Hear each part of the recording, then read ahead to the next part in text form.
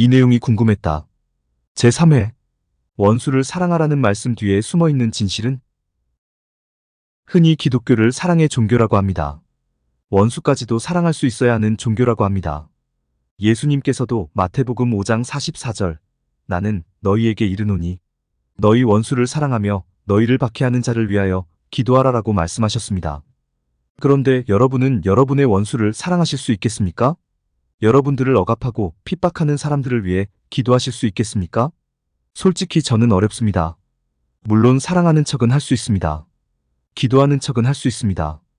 그러나 아직 덜 성숙한 사람이라 그런지 진심으로 원수를 사랑하고 진심으로 원수를 위해 기도할 자신은 솔직히 없습니다. 아마 많은 분이 저의 생각에 동의하시리라 생각합니다. 그러다 보니까 자책하는 경우가 많이 있습니다. 예수님께서도 원수를 사랑하라고 말씀하셨는데 예수님께서도 박해하는 자를 위해 기도하라고 말씀하셨는데 그 말씀대로 하지 못하는 자신에 대해 자책하는 경우가 많이 있습니다. 나는 아직도 덜 성숙한 사람인가 봐. 나는 아직도 온전한 성도가 되지 못했나 봐. 이러다 천국 못 가는 것 아니야. 이렇게 자책하고 이렇게 두려워하는 분들이 많이 있습니다. 그러나 그러실 필요까지는 없습니다. 자책하고 두려워할 필요까지는 없습니다. 왜냐하면 원수를 사랑하라는 예수님의 말씀, 박해하는 자를 위해 기도하라는 예수님의 말씀이 우리가 반드시 따르고 우리가 반드시 이행해야 하는 명령은 아니기 때문입니다. 만약 명령이라면 예수님은 사람의 심성에 대해 정말로 하나도 이해하지 못하는 무지막지한 분이 되어버립니다. 또 그 명령대로 하지 못했다고 해서 어떤 징계를 내리신다면 예수님부터 원수를 사랑하지 못하시는 분이 되어버립니다. 그럼 마태복음 5장 44절 나는 너희에게 이르노니 너희 원수를 사랑하며 너희를 박해하는 자를 위하여 기도하라라는 말씀을 통해 예수님께서 정말로 하시고자 하는 말씀은 무엇일까요? 당시 산에 모여 예수님의 말씀을 듣는 사람들과 오늘날 성경을 통해 예수님의 말씀을 접하는 우리에게 예수님께서 정말로 하시고자 하는 말씀은 무엇일까요? 지금부터 그것을 알아보도록 하겠습니다. 먼저 제가 퀴즈를 하나 내보겠습니다. 원수를 사랑하라라는 표현의 반대 표현은 무엇일까요? 정답은 아주 간단합니다. 원수를 미워하라라는 표현, 원수를 저주하라라는 표현, 원수를 갚아라라는 표현, 원수에게 복수하라라는 표현 등이 원수를 사랑하라라는 표현의 반대 표현이 될 수 있을 것입니다. 이번에는 이 표현들을 다시 반대 표현으로 바꾸면 어떻게 되겠습니까? 원수를 미워하지 말라, 원수를 저주하지 말라, 원수를 갚지 말라, 원수에게 복수하지 말라라는 표현이 됩니다. 그리고 반대의 반대이니까 결국 이 표현들은 원수를 사랑하라라는 표현과 같은 의미의 표현이 됩니다. 즉 예수님께서는 지금 원수를 사랑하라고 말씀하시는 것이 아니라 원수를 미워하지 말고 원수를 저주하지 말고 원수를 갚지 말고 원수에게 복수하지 말라고 말씀하시고 계시는 것입니다. 왜 이렇게 말씀하십니까? 그렇게 하는 것이 자기 자신에게 유익이 되기 때문입니다. 오래전에 우리나라에서 중국 무협 영화가 유행했던 적이 있었습니다. 그 영화의 대부분은 원수 갚는 내용이었습니다.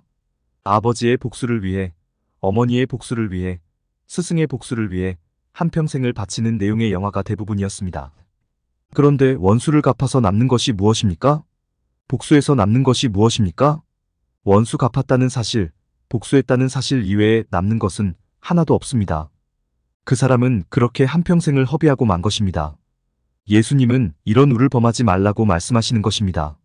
원수를 사랑하라고 말씀하시는 것이 아니라 원수를 저주하고 원수를 갚고 원수에게 복수하는 일에 자신의 인생을 낭비하지 말라는 것입니다.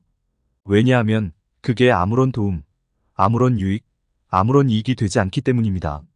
너희를 박해하는 자를 위하여 기도하라라는 말씀도 같은 의미입니다. 만약 나를 박해하는 자가 있다면 어떤 기도를 하겠습니까? 그를 저주하는 기도를 할 게 너무나 뻔합니다. 그에게 잘못된 일이 일어나게 해달라고 기도를 할 게 너무나 뻔합니다. 그런데 이런 기도를 하면 누구만 손해를 보겠습니까? 정작 기도하는 사람만 손해볼 뿐입니다. 왜냐하면 기도하는 가운데 분만 더 쌓이고 기도하는 가운데 화만 더 쌓이고 기도하는 가운데 우라만 더 치밀어 올라옴으로써 그 사람에게 아무런 유익이 되지 않기 때문입니다. 따라서 너희를 박해하는 자를 위하여 기도하라라는 말씀은 결국 그가 저주받기를 바라는 기도, 그가 잘못되기를 바라는 기도를 하지 말라는 의미가 되는 것입니다.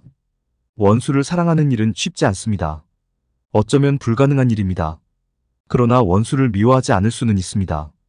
원수를 저주하지 않을 수는 있습니다. 원수 갚는 일, 원수에게 복수하는 일은 하지 않을 수도 있습니다. 어차피 일어난 일, 그래, 너 잘 먹고 잘 살아라라고 할 수 있습니다. 또 원수가 잘 되라고 기도하는 일은 쉽지 않습니다. 어쩌면 불가능한 일입니다. 그러나 그를 저주하는 기도는 하지 않을 수 있습니다. 그가 마른 하늘에서 날벼락 맞으라는 기도는 하지 않을 수 있습니다. 예수님은 지금 이렇게 하라고 말씀하시고 계시는 것입니다. 기독교는 절대로 할 수 없는 일을 사람에게 요구하지 않습니다. 기독교는 절대로 불가능한 일을 사람에게 요구하지 않습니다. 안 되는 일을 억지로 하라고 사람에게 요구하지 않습니다. 기독교를 근거로 한 신앙생활을 하시면서 혹 어떤 어려움, 어떤 부담감, 어떤 좌절감을 느낀다면 심각하게 뒤를 돌아볼 필요가 있습니다. 왜냐하면 하나님은, 예수님은 오늘도 여러분께 풍성한 해방감과 충만한 평안함과 더할 나위 없는 행복함을 선사하시기 위해 존재하시고 수고하시고 애쓰시고 계시기 때문입니다.